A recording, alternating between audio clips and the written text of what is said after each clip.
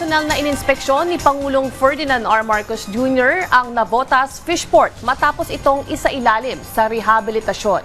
Alamin ang detalye sa report ni Carlo Candelaria. Personal na binisita ni Pangulong Ferdinand R. Marcos Jr. ang Navotas Fishport Complex sa Barangay North Bay Boulevard South sa Navotas City para inspeksyonin ang rehabilitasyon at pagpapalawak ng Philippine Fisheries Development Authority o PFDA doon. Mainit siyang sinalubong ng mga fish traders at fish porters na tinatawag na mga batilyos pagdating niya sa fishport. Kasama ng Pangulo si Agriculture Secretary Francisco Chu Laurel Jr., PFDA Acting General Manager Attorney Glenn Pangapalan at Navotas City Mayor John Ray Chanco. Sabi ni Secretary Chu Laurel, malaki na ang pinagbago ng fishport na itinayo 50 taon na ang nakalilipas. Mas pinalaki at mas maaliwalas na ito kumpara sa dati nitong kondisyon na binabaha at may mga napabayaang pasilidad. Inanunsyo niya rin ang mga plano para dito. Hindi lang ito magiging fishport, pati yung mga ibang goods from, let's say, Mindoro, Palawan, Romblon, Marinduque, na agri-goods, may ibababa na rin ito, mabenta ng wholesale para mabawasan ng transport cost, mabawasan din ng traders.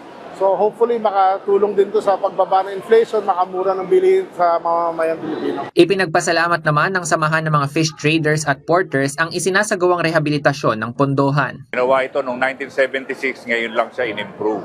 Ang unang bumisita dito ay si former President Ferdinand Marcos. Ngayon, sinulungan na kami, sinuportahan na kami, at bibisitahin pa kami ng ating mahal na Pangulo, President Bongbong Marcos. Napakahalaga nitong i-improve itong facility. Layunin ng rehabilitasyon at pagpapalawak ng Navotas Fishport Complex na mapatatag ang seguridad sa pagkain sa pamamagitan ng pagpapalakas sa sektor ng pangingisda. Kabilang sa proyekto ang pagpapagawa at pagpapaganda ng mga pamilihan, pantalan, breakwater facilities, mga gusali at iba pang infrastruktura para mas mapabilis ang operasyon nito.